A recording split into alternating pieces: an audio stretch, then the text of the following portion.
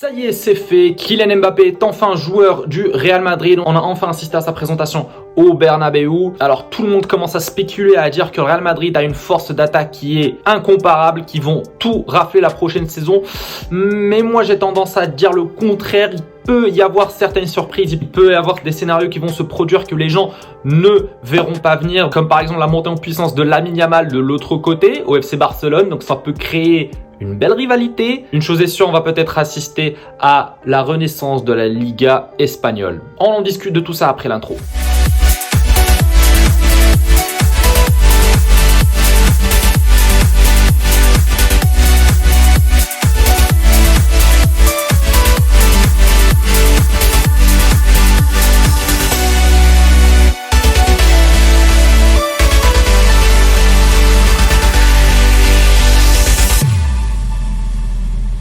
Après le départ de Cristiano Ronaldo, de Lionel Messi de la Liga, donc Ronaldo du Real et Messi du Barça, on a assisté à une sorte de baisse de popularité du championnat espagnol qui a commencé à moins intéresser les gens parce que justement il n'y avait plus cette rivalité qui nous a tant fait rêver pendant plus de 10 ans. On n'a qu'à voir les comparatifs des meilleurs buteurs de la Liga de la dernière saison avec celle d'il y a quelques années où Messi et Ronaldo étaient à leur prime en compagnie du prime de Griezmann, du prime de Gareth Bale, Luis Suarez, Neymar et j'en passe. Bref, il y avait beaucoup de joueurs qui enflammaient la Liga et qui faisaient en sorte que ce championnat soit le plus attractif au monde, à côté de la Première Ligue évidemment, mais je pense que ces dernières années, avec le départ de Ronaldo et de Messi du championnat espagnol, le fossé s'est encore plus creusé entre la Première Ligue et la Liga. Le championnat espagnol a commencé à moins intéresser les gens, le jeu est devenu beaucoup trop tactique, il y a moins de spectacles, il y a moins de buts, le jeu est devenu aussi trop physique. On n'assiste plus au spectacle qu'on a eu dans les années passées. On mentionne aussi les classicos qui sont devenus moins attractifs. On se rappelle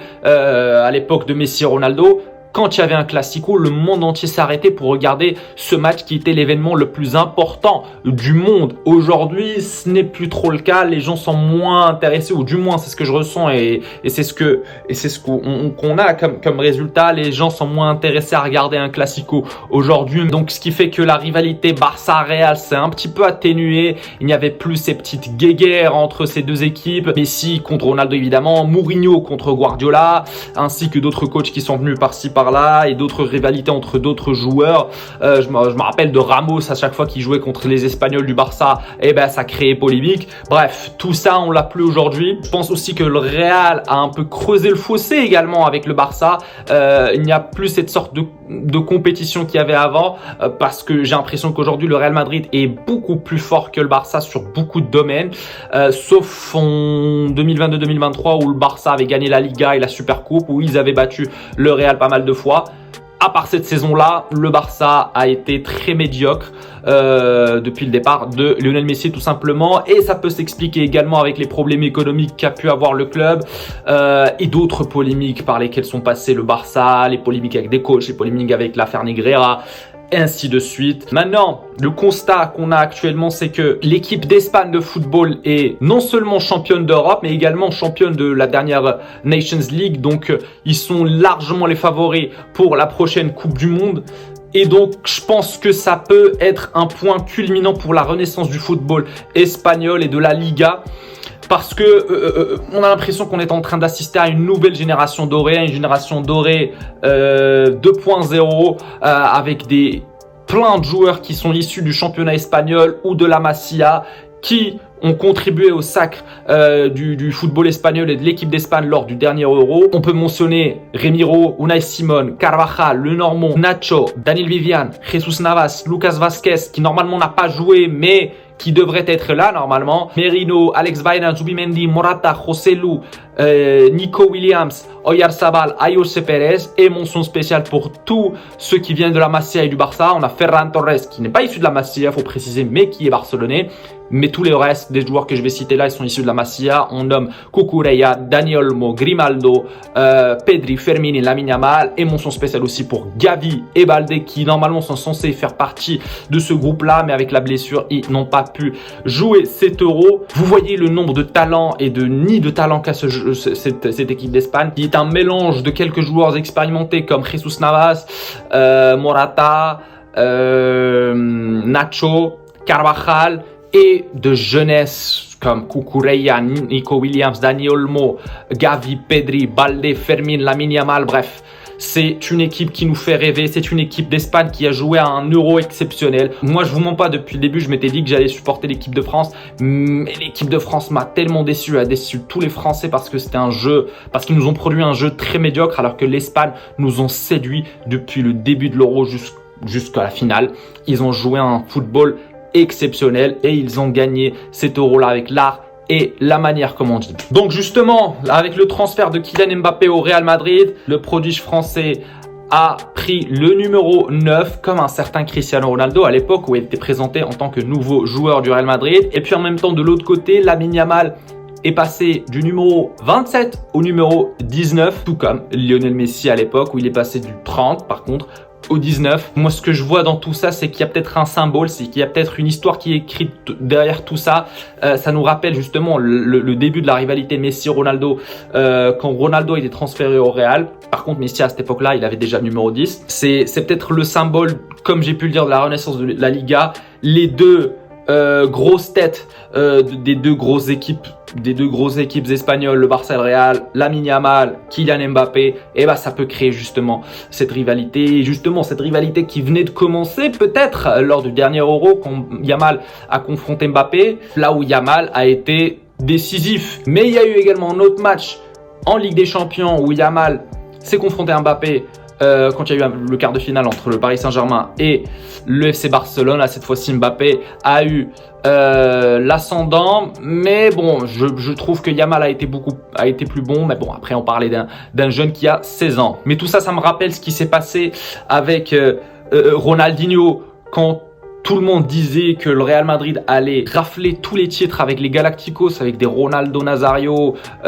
Beckham, Robinho, Zidane et j'en passe. Là, d'un coup, le Barça a recruté Ronaldinho et il les a tous fait taire. Ils ont remporté une Ligue des Champions et le Real n'a remporté aucune Ligue des Champions avec cette génération-là et ces Galacticos. Pareil avec Lionel Messi. Quand le Real a décidé de ramener Cristiano Ronaldo, Kaka, Benzema et plein d'autres joueurs, plein d'autres stars, Gareth Bale après, suivant les années, pendant toutes les années où Messi et Cristiano étaient au Barça, et bah, le Barça a été beaucoup plus performant que le Real Madrid dans les confrontations directes. Évidemment, ben là, je pense, et tout le monde pense que peut-être la même histoire va se réaliser, la même histoire va se passer.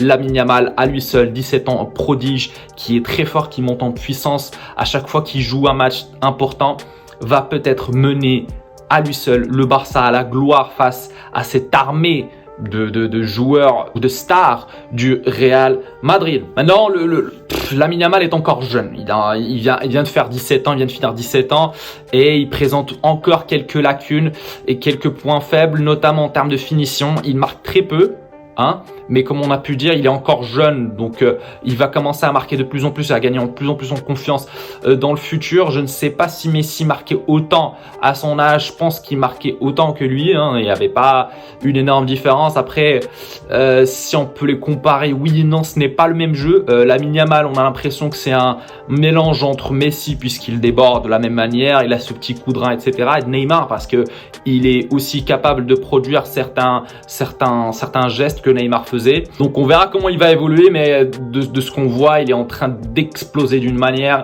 incroyable. Et puis de l'autre côté, Kylian Mbappé qui, normalement, avec son transfert, le retour sur investissement sera énorme pour la Liga espagnole parce que c'est un très gros coup marketing. Et comme j'ai pu vous le dire, rien qu'avec ce transfert-là, le monde entier va regarder à nouveau la Liga. Le monde entier va de nouveau être intéressé par la Liga, par la rivalité Barça-Real, par la rivalité Mbappé-Lamine Yamal, parce que justement, Yamal, c'est un joueur qui, pareil que Messi, a coûté 0 € au Barça et qui là est en train de battre tous les records de précocité à seulement 17 ans.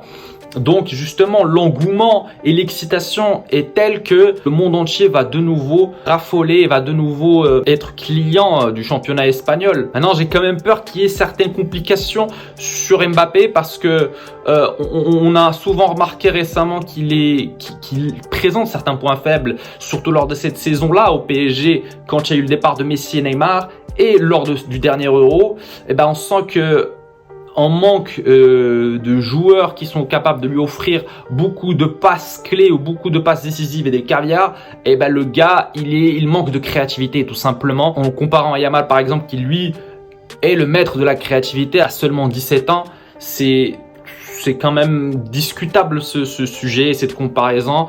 Et puis il y a aussi son ego qui peut lui causer certains ennuis. On ne sait pas comment il va gérer au Real Madrid, on ne sait pas s'il va se faire petit, parce que clairement au PSG, il se prenait carrément lui pour le patron. Et puis j'ai aussi l'impression que qu'il est moins fort que CR7 à son âge, ou au moment où CR7 a signé au Real. Bah, ce n'était pas les mêmes joueurs. CR7 quand il a signé au Real, il était à son apogée et c'était un joueur hors norme. Hors norme, c'était un joueur qui débordait de créativité, c'était un joueur qui finissait toutes les actions, c'était un joueur qui marquait des coups francs, des pénaltys, il faisait tout. Il faisait tout. Cristiano Ronaldo, à cette époque-là, il était inarrêtable. Chose que Mbappé ne l'est pas aujourd'hui. Et voilà, on a l'impression que depuis son ascension en 2018-2019, le gars il stagne. Il n'arrive pas à, je pense, franchir un certain palier pour espérer atteindre le niveau de Messi et Ronaldo, parce que pour le moment, celui qui pour moi est en train de le devenir, c'est Lamine Yamal. Lamine Yamal, s'il continue à progresser de cette manière-là, il peut atteindre leur niveau. Je ne dis pas qu'il va être comme eux. Il va être Lamine Yamal, parce que ça, c'est comme j'ai pu le dire, c'est un joueur qui a son propre style de jeu aussi. Mais il peut potentiellement atteindre ce niveau-là s'il continue à travailler de cette même manière, s'il continue à rester humble, s'il ne fait pas grandir son ego comme l'a fait Mbappé. Donc tout est possible. Et puis justement, il y a ce problème-là du Real Madrid qui je pense font toujours, c'est recruter des stars. Et avec cette arrivée de Mbappé, il risque d'y avoir une petite guéguerre d'ego entre Mbappé, Bellingham, Vinicius, Rodrigo et d'autres joueurs stars du Real Madrid. Bah, ça risque un petit peu de coincer à un moment donné, peut-être. Je ne sais pas. Une chose est sûre, ça promet du beau spectacle pour cette Liga. Donc à l'heure d'aujourd'hui, si on se met à comparer le rendement de Lamine Yamal et Mbappé, bah clairement Mbappé est largement au-dessus. Il est souvent critiqué, alors que Yamal n'est pas critiqué parce que justement il est encore jeune.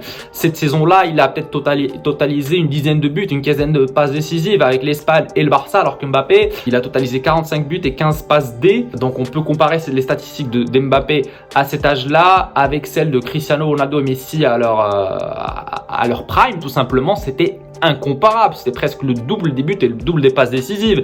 Donc justement, je pense que les ambitions, l'ego et la manière de s'exprimer de Mbappé ne sont plus en concordance avec ce qu'il présente sur le terrain. Donc j'ai peur que ça puisse coincer.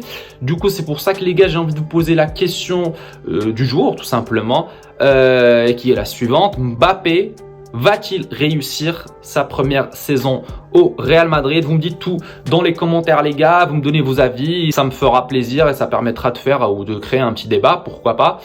En tout cas les gars, c'était tout pour cette vidéo. N'hésitez pas à vous abonner, à activer la cloche pour ne rater aucune de mes vidéos, à liker, commenter, partager avec vos amis, c'est très important pour moi et pour le référencement. Et nous les gars, on se retrouvera lors d'une prochaine vidéo. Prenez soin de vous, ciao ciao.